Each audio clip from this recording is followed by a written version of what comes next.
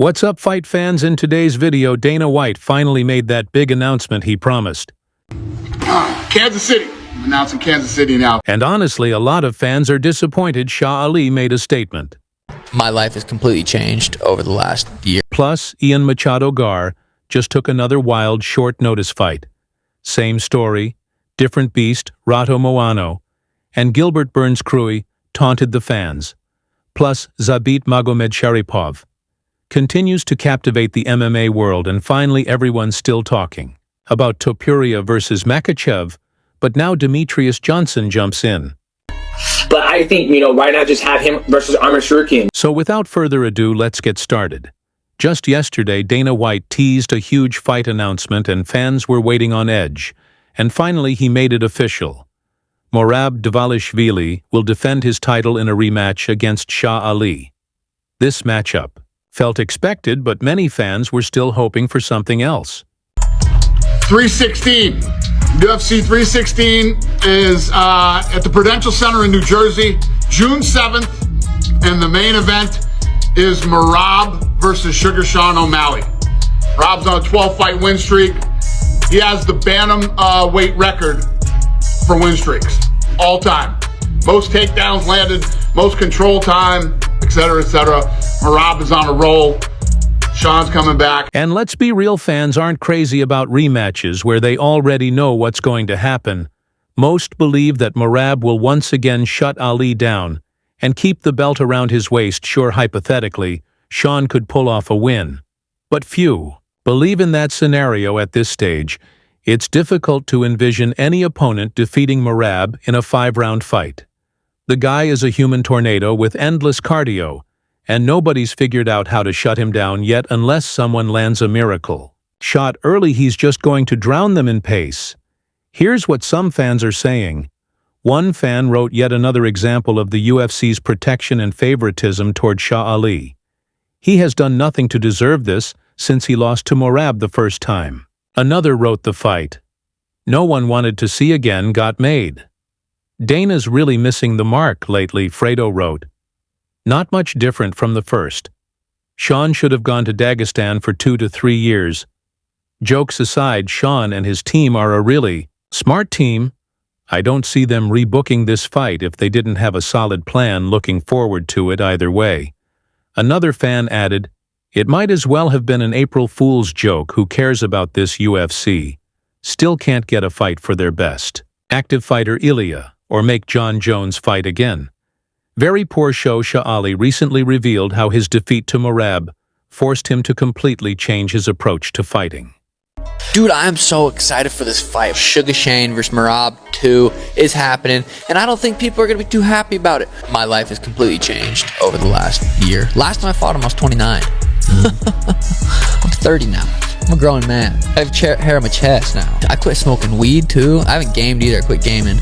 Yeah, I also haven't yeehooed once this year. Jade the Peen? Haven't Jade the Peen once this year. Not once. Not once this whole year. Last camp we had some shit going on. My body hasn't felt this good since 2022. Gonna fight at my full potential. I know I'm gonna be a huge underdog. Everyone's gonna count me out, just like the Aljo fight. I don't want to jinx it, but dude, if I can just keep this pace up, how we've been able to train these last few weeks, all the way up into the fight, I'm going to be 70% better than I was in that first fight. The UFC also announced they'll start using AI to rank fighters. Dana says it's just the beginning, but fans are already asking, how will this actually work?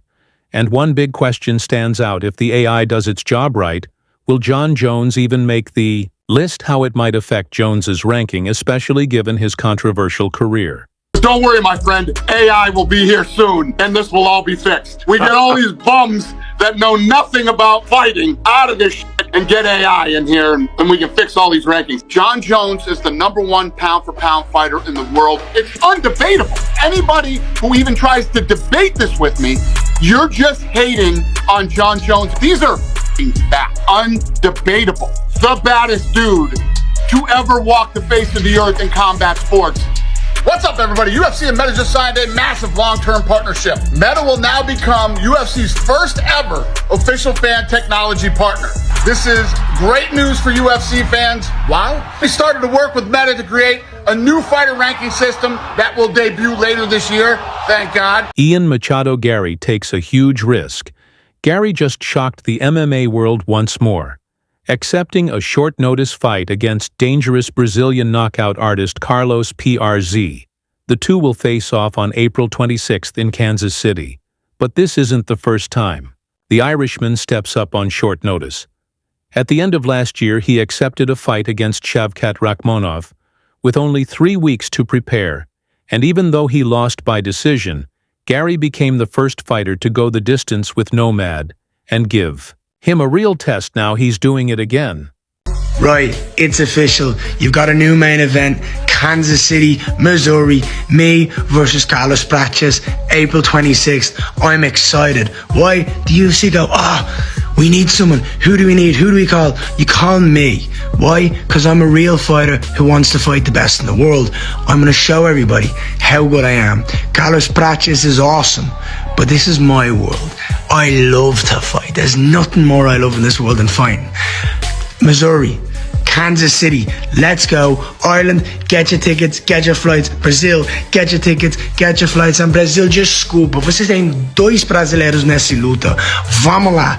Prates, vi você abril 26. A few days ago, Show Me the Money podcast dropped a bomb. Ronaldo Moano was supposedly set to fight Gilbert Burns at UFC 315 in a catchweight. Bout fans were stunned because these two are known to be close friends.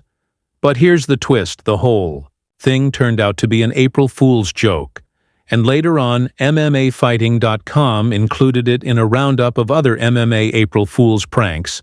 So no real beef, no fight booking, just classic April 1st chaos. But it wasn't the only joke MMA fans got hit with.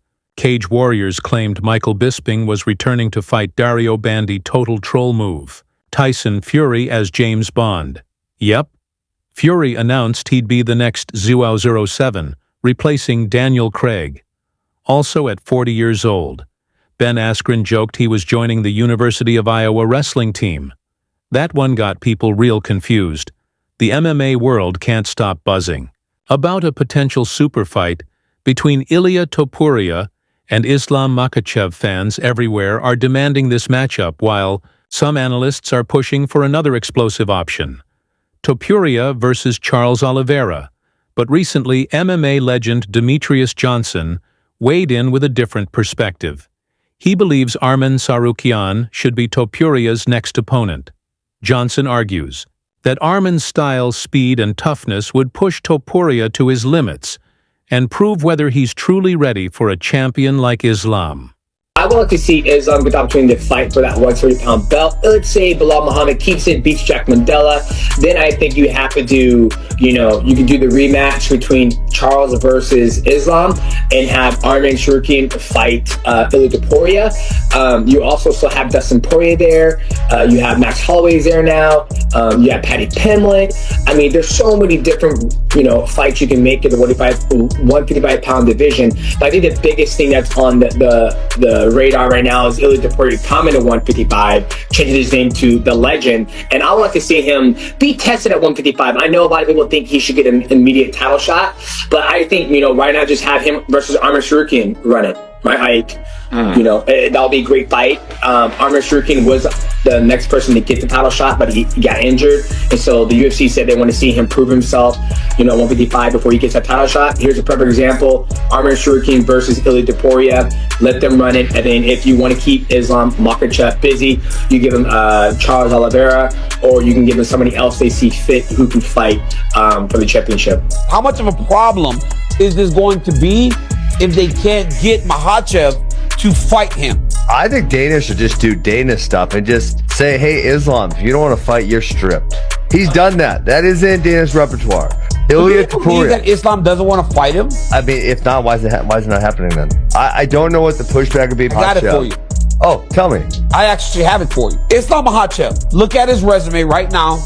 2 of those fights were against featherweights. Granted, yes, it was the #1 pound-for-pound fighter in the world at the time, Volkanovski, and after he knocked him out, all the talk was about, well, you just knocked out a featherweight. People are still going to say, well, you just beat a featherweight. Holloway just beat Justin Gaethje, who is ranked What, 4? 3? I honestly believe that's who's going to fight for the belt.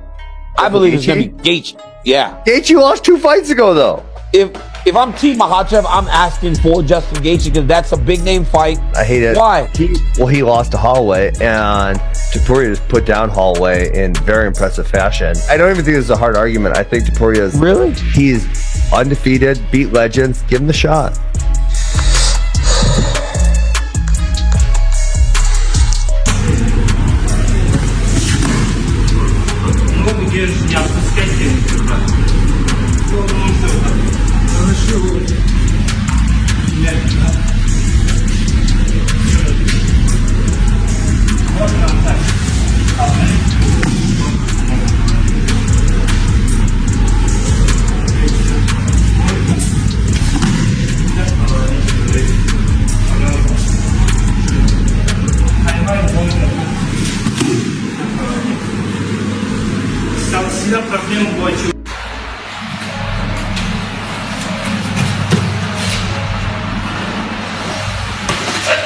Ay, ay, ay.